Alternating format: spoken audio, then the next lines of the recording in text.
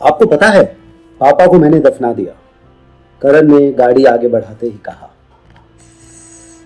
किन कर्तव्य विमूढ़ कुंती ने उसकी तरफ देखा। उसको समझ ही नहीं आया कि वो क्या कहे। करण कुंती की इस हालत पर धीमे से मुस्कुराया। कुंती को विचलित देखकर उसको अच्छा लगा। व्यग्र कुंती प्रतीक्षा में थी कि करण कुछ कहेगा। बिल्कुल जहां आपको दफनाया था, ठीक उसकी बगल में, यही कोई 4-5 साल पहले। आपको पता है, मेरा एक ईसाई दोस्त है, उसके माँ बाप 4-5 साल पहले चल बसे। पहले माँ और फिर 3-4 महीने बाद उसके पिता। उसने उनको दफनाया। हर हफ्ते वहां जाता है, लगभग हर हफ्ते मैं साथ जाता था उसके। पहले तो यूं ही सिर्फ साथ भर के लिए चला जाया करता था। फिर एक दिन मुझे लगा कि अगर मैं भी अपने माँ बाप को दफना दूं तो कितना आसान हो जाएगा। हफ्ते में एक बार आया करूंगा, उनसे जो शिकवा है वो हफ्ते दर हफ्ते बांट लिया करूंगा। इस रोज रोज इस हर समय के चक्कर से तो छूटूंगा। लगा आप दोनों को दफनाकर शायद आगे बढ़ सकूं। कभी कभी किसी को याद करना हर रोज से तो आसान ही होगा। इसलिए मैंने पापा को दफना दिया। कुंती स्तब्ध सुन रही थी। आप चलोगे वहां? उसने पूछा। कहां? जहां पापा और आपको दफनाया। शीत के समाप्त होते ही वहां सूरजमुखी खिलेंगे। मैं हर साल इस समय वहां सूरजमुखी के कंद बोआता हूं। बसंत के आते ही आप दोनों की कब्र पर सूरजमुखी खिलने लगते हैं और सुबह से शाम तक जहां जहां सूर्य चलता है वहां वहां भागते रहते हैं, जैसे चाहते हो कि उन पर भी सूर्य का प्रकाश पड़े, उन्हें भी कोई तो मान्य करे। तुम क्या चाहते हो करण?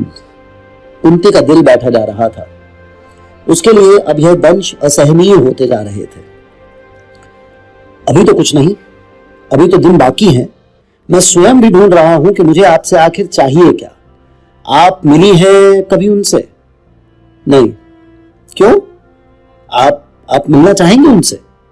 नहीं। पर क्यों? अगर मैं पैदा नहीं होता तो आप मिलती उनसे। मुझे लगता है अगर मैं नहीं होता तो आप जरूर मिलते। लोग अपने पुराने मित्रों से मिलते हैं, आप भी मिलते, लेकिन मेरे होने में शर्मिंदगी है, शायद इसलिए ना मिलना ही भला है ना। कुंती चुप रही। पराजय जनित उद्वेग में सिर्फ अपने मूंगे को कसकर रगड़ भर पाई, जैसे कह रही हो, यह सहने की शक्ति दे ईश्वर। हम कहां जा रहे हैं? कुंती ने बात बदलनी चाहिए। यहां नीचे गांव में एक शादी है, आपका मन बहल जाएगा। प्रेम विवाह है। अविवेकी जिज्ञासा जनित प्रेम और प्रेम विवाह। पहचाना पहचाना सा लगता होगा आपको, नहीं? करण के कटाक्ष तीखे होते जाते थे। कुंती चुप हो गई, आंखें मूंद ली। कुछ देर बाद करण ने गाड़ी रोकी, दोनों चलने लगे। अब वापस कहानी की शुरुआत से। तीसरा दिन। आपने उत्तर नहीं दिया। आप खुश हैं? फिर वही, कहीं से भी बात शुरू करो यही पहुंचती है। इस बार उसने उत्तर देना सही समझा। बाबा को पता था, कई सालों से, मेरे पति को भी, शुरू से। और आपको आज पता लगा कि उन्हें पता था। उसने धीमे से स्वीकृति में गर्दन हिलाई। एक मार्मिक उदास मुस्कुराहट उसके चेहरे पर तैरी। करण आगे चल पड़ा और पीछे पीछे मां। अभी कुछ ही सीढ़ियां चढ़े होंगे कि करण ने पीछे मुड़कर कहा, आपको एक प्रश्न पूछने की छूट देता हूं। कोई प्रश्न जो आपको पूछना हो। आपको वचन देता हूं कि बिना किसी उपालंब, बिना किसी शिकायत के उत्तर दूंगा। और मां ने बिना एक भी क्षण हुए धीमे से पूछा, और कोई भी जानता है क्या इन 10 दिनों के बारे में? कौन? जैसे कि कौन? करण के प्रश्न में रोष था। मुझे नहीं पता। करण के चेहरे के भाव बदल गए। मां ने उसका हाथ पकड़कर रोकना चाहा, लेकिन करण आगे बढ़ गया। इस घटना के बाद पूरी रात करण पर एक अजीब विद्रोह तारी रहा। अपनी प्रकृति के विपरीत वो किसी अलमस्त हाथी सा पल में उदास, दूसरे पल में गुस्सा और घड़ी भर में अति उत्साही सा हो उठता। उसने शादी में कब पीनी शुरू की यह कुंती को पता ही नहीं चला। कुंती को शुरुआत में करण की इस भावात्मक अस्थिरता में कुछ आशा बंधाई कि शायद करण बोले वो उसे 10 दिन के लिए अपने साथ क्यों लाया है, लेकिन जल्द ही वो समझ गई कि स्थिति काबू से बाहर है। मैं तुम्हें तुम्हारी और तुम्हारे प्रेमी की कब्र पर खिले सूरजमुखी भेंट करूंगा। क्या तुम उन फूलों को अपने आलीशान बैठक की शोभा बनाओगी? बोलो, बना पाओगी? करण कुंती के पास आया और बकबक करके फिर चला गया। कुंती चुपचाप उसकी हरकतें देखती रही। कुंती डर रही थी यह सोचकर कि अगर करण शांत रूप में इतनी कड़वाहट से भरा था तो नशे में वो क्या करेगा। अंतर्मुखी करण के बाहिरमुखी हो जाने की स्थिति में वो क्या करेगी, इसका उसके पास कोई उत्तर नहीं था। चौथा दिन, देर रात कुंती को गाड़ी चलानी पड़ी। उसने करण से पूछा भी था, तुमने तो कहा था कि तुम पीते नहीं, फिर? बकवास, कौन है तुम?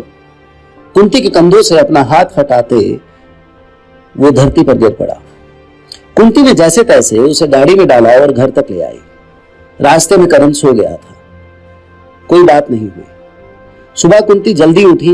बीते दिन नीचे बाजार से वो सूरजमुखी के बीज खरीद लाई थी। शीत की ठंड कम होने लगी थी और यह सही समय था सूरजमुखी बीजने का। कुंती घर के पीछे के बगीचे में उन्हीं बीजों को बो रही थी कि करण ने पूछा, सूरजमुखी यूं ही नहीं उग जाता। आपके जाने के बाद इसको कौन पानी देगा? या आप चाहती हैं कि यह भी खिल ना पाए? करण की आंखें लाल, सुर्ख लाल थी, आवाज बहुत भारी। उसके इतनी जल्दी उठ जाने की कुंती को आशा नहीं थी। कुंती पीछे मुड़ी और बोली, सूरजमुखी हैं, इन्हें पानी की ज्यादा जरूरत नहीं होती। एक बार अंकुरित हो जाने भर की देर है, उसके बाद इनकी जीजीविषा इनको जीवित रखती है। और फिर अभी तो मैं हूं यहां कुछ दिन। करण कुंती को देखता रहा। अर्थपूर्ण संवाद के लिए कितनी ही बार भाषा की जरूरत नहीं होती। मुड़ते हुए वो खुद से बोलता हुआ चला, एक बार अंकुरित हो जाने भर की देर है, उसके बाद इनकी जीजीविषा इनको जीवित रखती है। फिर मुड़कर बोला, आप वापस चली जाएं, अभी। कुंती ने खुरपी चलाना रोका। कहां चली जाऊं? अपनी दुनिया में। मुझे नहीं लगता आपकी यहां जरूरत है। मुझे आपसे कुछ नहीं चाहिए। तो बस यही योजना थी? नहीं, कोई योजना नहीं थी। और वो तेज चलने लगा। कुंती उसके पीछे तेज कदमों से बढ़ी। तो फिर तुम मुझे यहां क्यों लाए थे? मैं गलत था, मुझे माफ कीजिए। मैं पिछले 3 दिनों से यहां हूं और मुझे नहीं पता कि मैं यहां क्यों हूं। कुंती ने एक खींच के साथ उसकी कमीज खींचकर उसे रोक लिया। करण मुड़ा। मुझे नहीं पता कि मुझे क्या कहना है, लेकिन आपने ठीक कहा। सूरजमुखी बिना देखभाल अनुकूल मौसम के साथ खिल जाता है और मौसम के प्रतिकूल होने पर मुरझा जाता है। शायद मैं यह भूल गया था। मुझे देखकर क्या लगता है आपको? मैं खिला दिखता हूं आपको या मुरझाया हुआ? मुझे कहो कि तुम चाहते क्या हो? कुंती बोली। या कि बस तुम यही चाहते थे? मुझे इस तरह तुम मुझे माफ नहीं करोगे कभी भी नहीं, यही बताना चाहते हो क्या? नहीं, शायद मुझे आपके प्रति कोई असंतोष नहीं। मैं आपको माफ कर सकूं इससे पहले मैं आपको दफना आया। माफ कर दूं, कर चुका हूं शायद, लेकिन क्या आपको महसूस होता है वैसा जैसा मुझे महसूस होता है? आप सूरजमुखी में करण और करण को सूरजमुखी होते देख पाती हैं? साड़ी पर लगे दाग को व्यक्तित्व पर लगे दाग जैसा देख पाती हैं? आपको होता है वैसा मानसिक कष्ट जैसा मुझे होता है जब मैं कुतिया को अपने पिल्लों को दुलारते हुए देखता हूं? फिर खुद को समेटकर करण ने कहा, मैं चाहता हूं आप यहां से चली जाएं। करण ने आंख में आंख डालकर कहा और वहां से चला गया। दोपहर तक कुंती करण के लौटने का इंतजार करती रही। उसने एक बार फिर उसके कमरे में जाने का साहस जुटाया, उसकी डायरी उठाई और एक पन्ना खोला। दिनांक 11 नवंबर, दोपहर 12 बजे। आज मंदिर में उस कथावाचक ने एक बड़ी आश्चर्यचकित कर देने वाली कहानी सुनाई। कहते हैं गंगा ने अपने 7 पुत्रों को पैदा होते ही स्वयं अपने हाथों से पानी में डुबाकर मार दिया था, और अपने 8वें पुत्र को भी वो यूं ही डुबाकर मार डालती, लेकिन उसके पहले शांतानु ने उसे टोक दिया। भीष्म बच गए। चाहे वो कथावाचक कोई भी कारण देता रहे, मैं जानता हूं चिरयुवती गंगा को अपने यौवन का अभिमान रहा होगा। वह मुग्धा मोहिनी अपने ही यौवन पर मोहित नहीं समझ पाई होगी मां होने का सुख। जानते हो करण, संभ्रांत अभिजात वर्ग की युवतियां ऐसी ही होती हैं। विश्वामित्र की पत्नी मेनका ने भी अपनी संतान को यूं ही घाट पर छोड़ दिया था, हिंसक पशुओं का भोजन हो जाने को। मैं अकेला नहीं जिसकी मां ने नवजात शिशु को निर्दयता से छोड़ दिया हो, और मेरी मां भी अकेली नहीं जो ऐसे कुकृत्य के बाद भी पूजी जाती हो। समाज शक्तिशाली की रखेल है करण। कथावाचक कहता था भीष्म जीवन भर जब भी संशय में हुआ अपनी मां गंगा के पास मार्गदर्शन को जाता रहा। सुनने में कितना असामान्य, कितना विचित्र लगता है। जिसने तुम्हारा तिरस्कार किया तुम उसी के पास लौटे। लेकिन क्या मुझे भी एक बार कोशिश करनी चाहिए करण? क्या मैं भी जाऊं, मिलूं उससे जो मुझे छोड़कर चली गई थी? क्यों पालूं इतना वैमनस्य, इतना असंतोष उसके प्रति जिससे कभी मिला भी नहीं? कथावाचक कहता था भीष्म के उसकी मां गंगा के साथ और मत्स्यगंधी शकुंतला के उसकी मां मेनका के साथ संबंध अच्छे रहे। कैसे करण? हो सकता है बच्चों ने ही कोशिश की हो। क्या मुझे एक बार मिलना चाहिए? कुंती को संभावना की पहली किरण दिखाई दी। डायरी रखकर वो दूसरी मंजिल से नीचे उतरी। करण कब लौटा और उसने कब दोपहर का खाना बनाना शुरू कर दिया उसको पता ही नहीं चला था। वो चुपचाप चिमनी के पास पड़े एक मूड़े पर बैठ गई। कुंती को सिर झुकाए बैठे देखकर करण ने कहा, आप कल सुबह वापस चली जाएं तो अच्छा रहेगा। मेरी डायरी से आपको इतना ही पता चलेगा कि मेरा मन आपके बारे में हर दूसरे दिन पलट जाता है। आपके सामने आते ही आपसे जुड़ जाने की इच्छा दम तोड़ देती है। इतना तो मैं 4 दिनों में समझ ही गया हूं। कल शाम ही की बात लीजिए। आपको मौका दिया मुझसे एक प्रश्न पूछने का, और कहा भी कि आप जो भी पूछेंगी मैं उत्तर दूंगा। और आपने क्या पूछा? करण ने मुड़ के कुंती की तरफ देखकर उसका बीती शाम का प्रश्न दोहराया। और किसको पता है? क्षण भर रुक कर बोला, धिक्कार है।